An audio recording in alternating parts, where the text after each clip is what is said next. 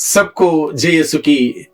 प्रिय दर्शकों, सत्संचार स्टूडियो में आप सभी लोगों का हार्दिक स्वागत है। आज के दिन में बुलाहट की अपनी कहानी अपनी जुबानी से हम सभी सुनने वाले हैं और आज के दिन में अपने अनुभवों को बांटने के लिए हमारे बीच में आने वाली है एक धर्म बहन जिनका नाम है सिस्टर लिट्टी रूस FCC। और सिस्टर लिट्टी रूस अपने 36 साल के बुलाहट के जीवन का अनुभव को लेकर हमारे बीच में आने वाली है। वर्तमान में वो चौबटिया रानीखेत से थोड़ा ऊंचा ऊपर चौबटिया में वहां पर सेवा कर रही है।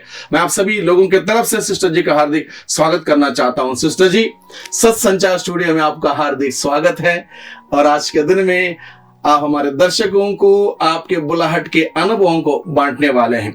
तो सबसे पहला सवाल है आपसे, आप अपने परिवार के बारे में और आपके बचपना कैसा रहा इस बारे में हमारे दर्शकों को बताइए। सबको जय यीशु की। मेरा जन्म हो गया केरल की त्रिशूर जिला मेलूर एक छोटा सा गांव में थे। 1967 में मेरा जन्म हुआ। हमारे घर में हम लोग 5 बच्चे हैं, उसमें 4 लड़कियां और 1 लड़का। मेरे भाई तो तीसरे नंबर के हैं। भाई से 2 बड़े बहन का शादी हो गया। भाई से छोटे 2 बहन तो सिस्टर बन गई, धर्म बहनें बन गई। और मेरे दीदी, मैं 4th क्लास में 4थी क्लास में पढ़ते समय दीदी तो मदर तेरेसा कांग्रीगेशन में ज्वाइन किया, अभी तो लेबनान में है। जिस दिन दीदी घर से कॉन्वेंट की ओर निकला, उसी दिन अपोलो टायर्स कंपनी में मेरे भाई का परमानेंट पोस्ट का चिट्ठी मिला है। वैसे हम लोग छोटा परिवार है, क्योंकि मुझसे बहुत उम्र की फर्क है, 19-20 साल की फर्क है मेरा बड़ी दीदी। तो मुझे 1 साल थे मेरे बड़ी दीदी की शादी हो गया। फिर मैं बहुत लाडल प्यार में, मुझसे बड़ी दीदी और मैं बहुत एकदम प्यार में रहते थे। दीदी के अलावा मुझे कुछ नहीं हो सकते, इसलिए दीदी सिस्टर बनने के गए तब तो मुझे बहुत अकेलापन कुछ समय तक महसूस हुआ, क्योंकि घर में और कोई नहीं है। फिर दूसरी बात, पापा बहुत करीब रहते, वैसे पापा से बहुत प्यार लाड होते थे। और भैया का भी घर में और कोई नहीं है, काम करके कंपनी से आते तो और कोई नहीं है, मैं अकेली हूँ। तो इसलिए बहुत, उसके दीदी तो सिस्टर बनने गए और इसलिए बहुत घर परिवार से बहुत प्यार थे, ज्यादा लगाव था भैया के प्रति, पापा के प्रति ज्यादा लगाव था। और मम्मी भी छोटी छोटी दृष्टांतों के द्वारा प्रभु की प्यार बचपन से हमारे दिल में दिया। और पापा की बात बोलेगा तो पापा बहुत प्रार्थनामय और स्ट्रिक्ट लाइफ है हमारा, क्योंकि रोजाना सुबह चर्च में जाना था, 20 मिनट कम से कम पैदल के रास्ता जी, तभी रोज जाती थी। और शाम की संध्या प्रार्थना लगभग 1 घंटा होते थे। तो उसमें छोटे बड़े के कोई फर्क नहीं होते, सभी लोग प्रार्थना में बिताना है। वैसे हमारा बचपना है। बहुत सुंदर बात सिस्टर जी। ये बहुत सारे फादर सिस्टर लोगों की पारिवारिक कहानी में मैंने सुना, सुबह की प्रार्थना, शाम की प्रार्थना नियमित रूप से, और यही मैं समझता हूँ एक बुलाहट की नींव बन गई बहुत सारे लोगों के लिए। क्या आपके लिए भी ऐसा ही रहा? बुलाहट की शुरुआत कहाँ से हुई, या कोई सिस्टर आई या कोई बुलाने के लिए आया? कहाँ से प्रेरणा मिली? बुलाहट कब पहचाना आपने बुलाहट? मुझे थोड़ा फर्क है, क्योंकि मैंने एमएलटी लैब टेक्नीशियन कोर्स करते वक्त मेरे एक सहेली, रोसली एक नाम है, उसको बहुत पसंद था सिस्टर बनने के लिए। उसने दूसरे एक लड़की के साथ पूरा तय किया पालक्काड जाने के लिए, एफसीसी कांग्रेगेशन में ज्वाइन करने के लिए पूरा तय किया। उसके बीच में उन लोगों के घर में सिस्टर लोग आए थे, तो जो मेरे सहेली थोड़ा तोतली थी, कभी जो बड़े टीचर लोगों के सामने या बड़े लोगों के सामने कुछ बात करने में तुतलाती थी, इसलिए उसको कॉन्वेंट में ज्वाइन नहीं कर पाया। इसलिए उसने मुझे बताया तुम उनके साथ जाओ, दूसरी के साथ तुम जाओ, अगर तुम्हें पसंद नहीं तो वापस आओ, उसमें कोई बात नहीं होते। फिर उसी समय हमारे लिए प्रैक्टिकल का टाइम था, जो प्रैक्टिकल में हो सकते हमें चुन सकते हॉस्पिटल या पैथोलॉजी अलग जगह कर, नहीं है तो इंस्टीट्यूशन खुद देते हैं। तो मैं भी सोचा कॉन्वेंट थोड़ा जाके देख भी सकते हैं। तो मुझे मालूम नहीं था ऐसे नियमित रूप से फॉर्मेशन जो प्रशिक्षण वगैरह होते, वो ना मुझे मालूम ना उसको भी मालूम। इसलिए मैंने घर में जाके बताया, उस मेरे सहेली से मुझे प्रेरणा मिली है। सहेली से आपको प्रेरणा मिली। तो इससे पहले एक सवाल मैं आपसे पूछना चाहता हूँ, नॉर्मली लोग कक्षा 10th पास करने के बाद या 12th पास करने के बाद सिस्टर बनने या फादर बनने आते हैं, तो आपने और आगे पढ़ाई की उसके बाद आप आए? जी हाँ, मैंने तो कहाँ तक आपने पढ़ाई की? मैंने 10th के बाद एमएलटी के लिए गई, तो वहाँ जो हम लोग प्रैक्टिकल में गए तो सीधे वहां भी मुझे एक अनुभव हो गया है, क्योंकि मैंने सिस्टर बनने के लिए फॉर्मेशन हाउस में ज्वाइन किया। वहां हम लोगों का पूरा बात करने में मिस्टर्स को, मेरा सिस्टर को समझ गई, मेरे इंचार्ज सिस्टर को, मैं तो पढ़ाई कर रहे हैं। तो उस समय हमारा एक हॉस्पिटल में, हमारा संस्था की हॉस्पिटल में एक लैब टेक्नीशियन का जरूरत थी, क्योंकि वहां की सिस्टर जूनियरेट में जाना था। तो मुझे बताया बेटा तुम जाके कुछ समय तक काम करना है। तो तब मैंने बोला मुझे भी प्रैक्टिकल सर्टिफिकेट चाहिए। तो दोनों एक साथ हो गया। मुझे अभी भी विश्वास है जो प्रभु के कार्य प्रभु करते हैं, वैसे है मेरा बुलाहट। तो नॉर्मली लोग क्या करते हैं, 10th के बाद पढ़ाई करने के बाद कुछ लाइन में आगे बढ़ते हैं, फादर सिस्टर बनने के लिए वैसे लोग नहीं आते हैं। तो आप लैब टेक्नीशियन की पढ़ाई करने के बाद सिस्टर बनने जब आई, आपके घर वालों ने या भैया ने, पापा ने, मम्मी ने रोका नहीं? सही में मैंने भी इतना गहराई से मुझे भी नहीं मालूम मैं सिस्टर बनेंगी करके, क्योंकि मेरे सहेली बताया कुछ समय के बाद तुम्हें पसंद नहीं तो वापस आओ, वही था मेरा उद्देश्य। मेरे पापा से मैंने बोला है मुझे सिस्टर बनने के लिए जाना है बोला। पापा को इतना लगा था, क्योंकि शौक लगा क्योंकि मेरे पापा मुझे 4.5 साल के समय में उम्र में पापा को एक एक्सीडेंट हो गया, तो दाएं पैर तो कटना पड़ा। तो उस समय मेरे दीदी हॉस्पिटल में काम करते थे, उस जगह जाके ट्रीटमेंट सब किया, जो पैर नहीं है। उसी समय से नहीं तो भी हमें कहीं भी जो छुट्टी में मम्मी के घर में या किसी और के घर में रुकने की हमें परमिशन नहीं। हम लोग घर में ही रहते, रात को कहीं भी नहीं जाते हैं। तो जो प्रोग्राम होते हैं, जो शादी होते हैं, सब जाते हैं, सब जाना और आना, रुकना नहीं। तो मुझे और भी, क्योंकि पापा को पैर नहीं है, तो इसलिए हमेशा जो उठाना देना करना है, तो मैं हमेशा पापा के साथ वैसे सेवा करके रहते थे। मम्मी तो है, तो क्योंकि परिवार में काम तो है, इसलिए पापा से बहुत करीब थे। इसलिए जब आपने निर्णय लिया कि सिस्टर बनने के लिए, पापा को थोड़ा शौक लगा होगा, बिल्कुल लगा होगा। क्योंकि पापा पहले से सोच रखा पड़ोस में कहीं शादी करेंगे, हमेशा मिल सकते हैं, क्योंकि पापा की बहुत उम्र में हुआ मेरा जन्म, तो इसलिए बहुत लाडले थे। फिर पापा सोचा कैसे होगा जिंदगी आगे को, इसलिए तो इतना टेंशन दी मुझे बेचने के लिए।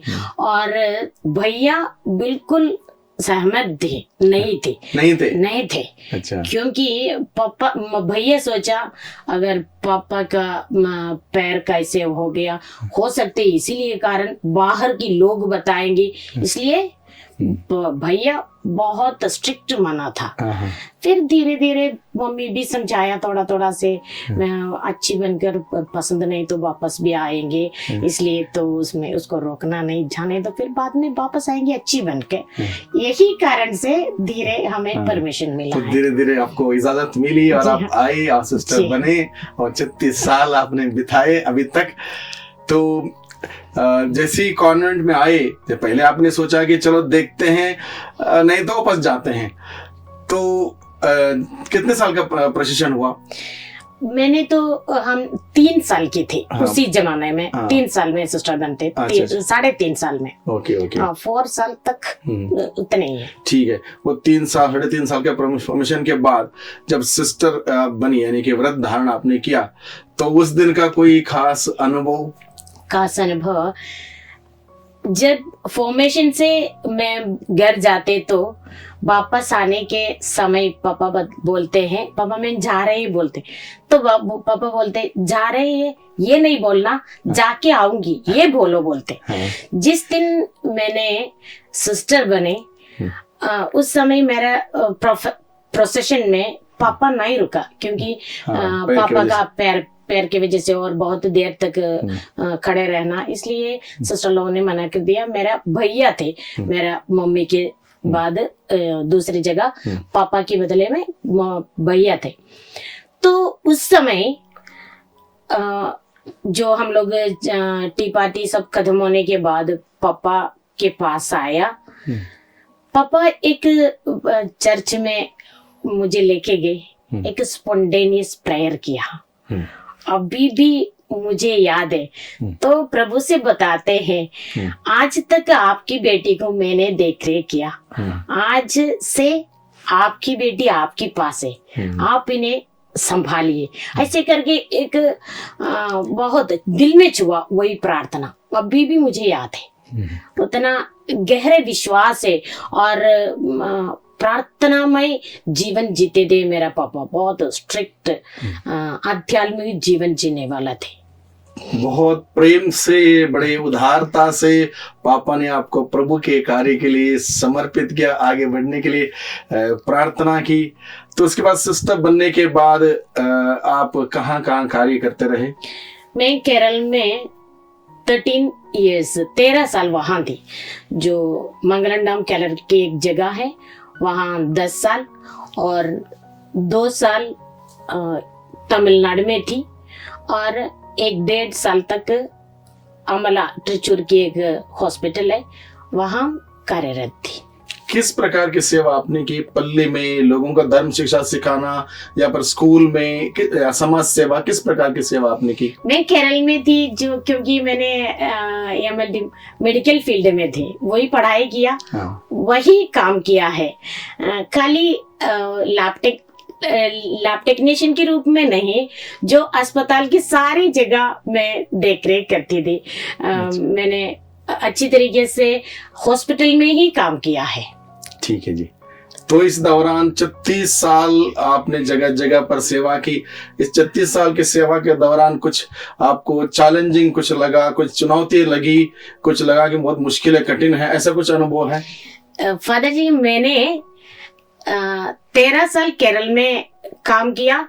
13 साल के बाद 2000 में ऑप्शन आया जो मिशनरी कार्य के लिए बरेली में, जो प्रोविंस डिवाइडेड हो गया, जो बांटा है, तब 2000 में मेरा नाम मैंने मिशनरी कार्य के लिए यहाँ यूपी की ओर मेरा नाम दर्ज किया।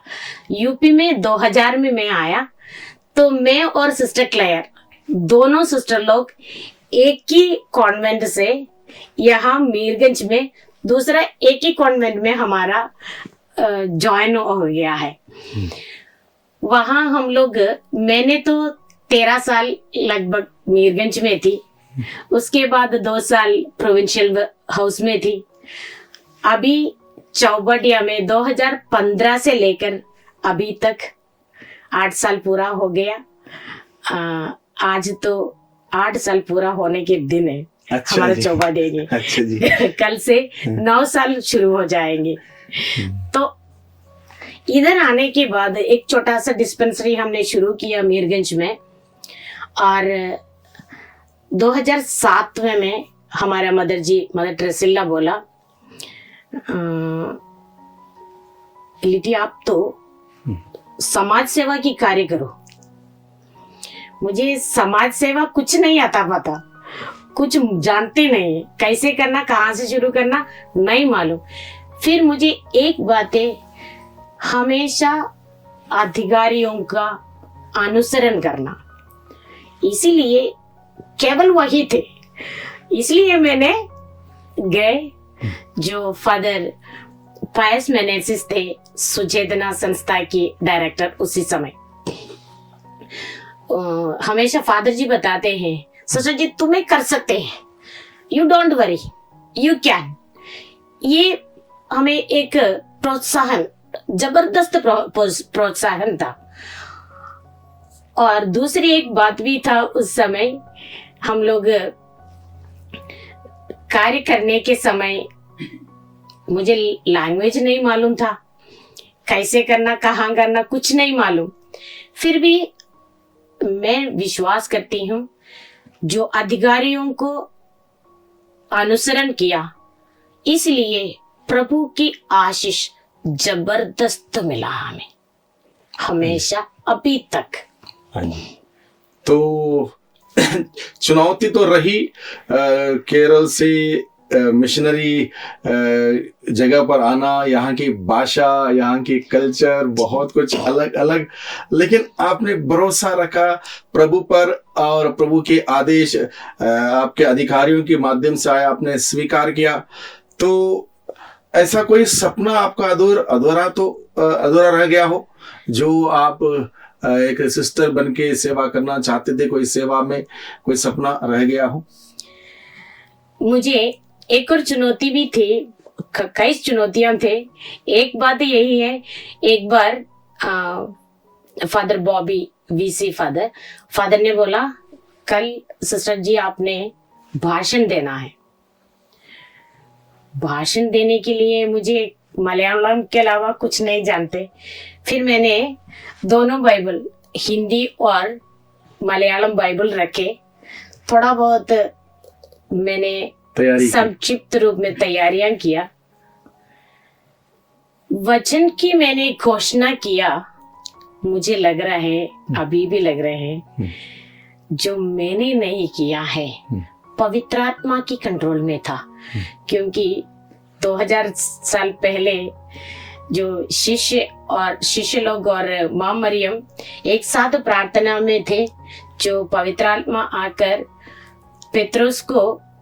पेत्रुस भाषण देने लगे।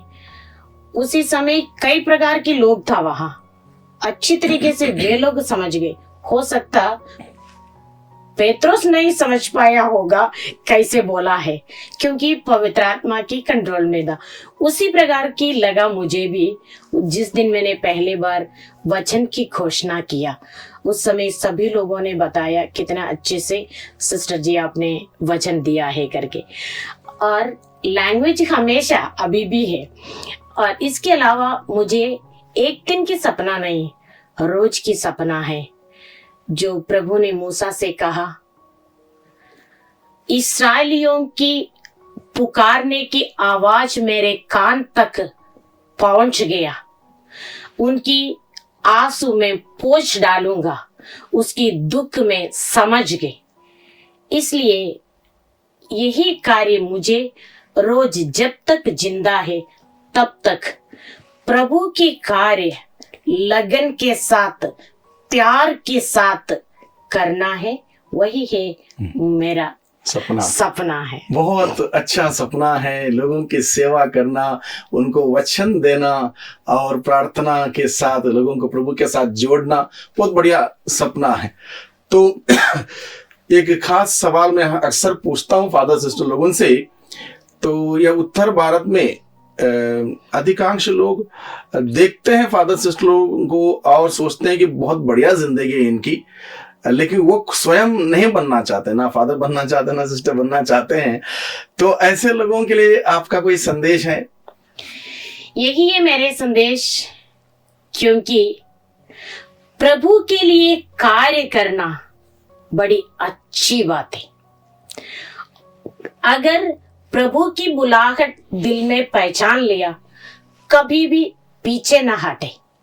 सामने बहुत चुनौतियां आगे आ जाएंगी, क्योंकि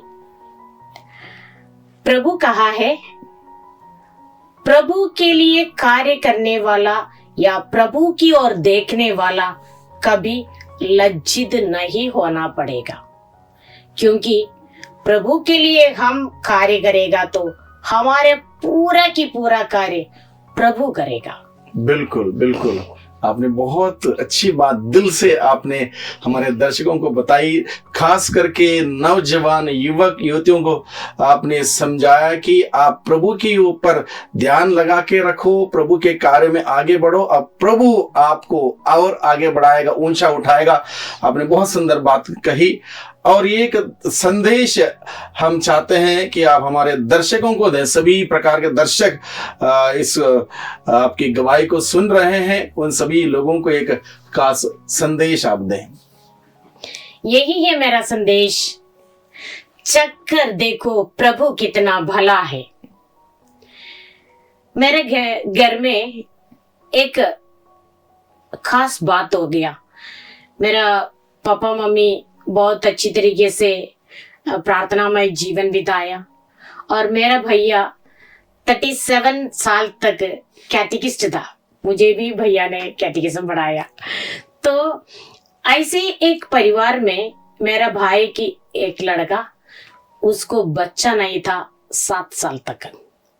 तो सभी लोग अरे बहुत धर्मी जैसे चलते हैं, उनका बच्चा नहीं, बहुत सवाल हो गए। तो ये मेरा भतीजा एक बार मुझे पूछा, उसको मन में 2-3 डॉक्टर लोगों ने लिख के दिया है तुम्हें बच्चा नहीं मिलेगा। तो उसने बोला आंटी मैं अडॉप्ट करना चाहते हैं। तो मेरा उसकी वाइफ उसके लिए उतना नहीं चाहते थे अडॉप्ट करने के लिए। उसने मुझे पूछा आंटी हमें बच्चा नहीं मिलेगा? मैंने बोला पक्का तुम लोगों को बच्चा मिलेगा। तो उसने मेरा भतीजा का नाम बिनोय, उसने बोला आंटी बोलते हैं मिलेगा मिलेगा, डॉक्टर ने बोला तुम्हें नहीं मिलेगा, कब तक मिलेगा? बहुत बड़े सवाल था। मैं जाके प्रभु की और घुटने टेके प्रार्थना किया। मेरे कान में नहीं सुना, मेरे दिल में सुना है एक बात, 7 साल तक इंतजार करना। ये बात मैंने सीधे मेरा भतीजा को बताया और कुछ ससुरों को भी बताया। 7वां साल वो लोग वेडिंग एनिवर्सरी मनाने के दिन में मुझे बताया आंटी 7 साल हो गया। मैंने बोला 7 साल कदम नहीं हुआ, प्रभु कभी झूठा नहीं, उनकी वचन पर शक्ति है, वो विश्वस्त है। 4 महीने के बाद 5वां महीने में मेरे घर से फोन आया, वो प्रेग्नेंट है। उस लड़की का नाम है जॉनिटा, गॉड्स ग्रेस।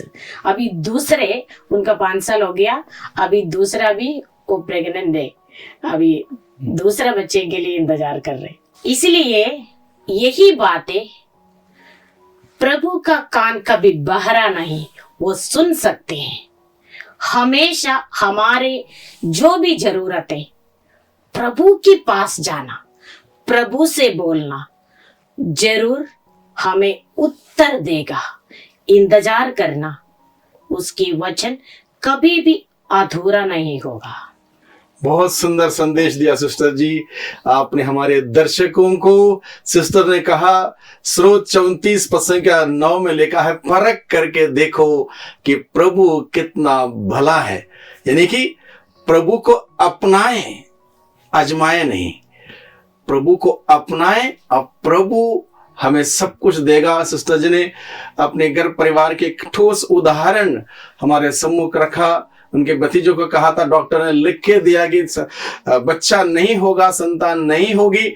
सिस्टर ने प्रभु पर भरोसा रखते हुए कहा होगा, और प्रभु का संदेश था 7 साल के बाद होगा, और हुआ।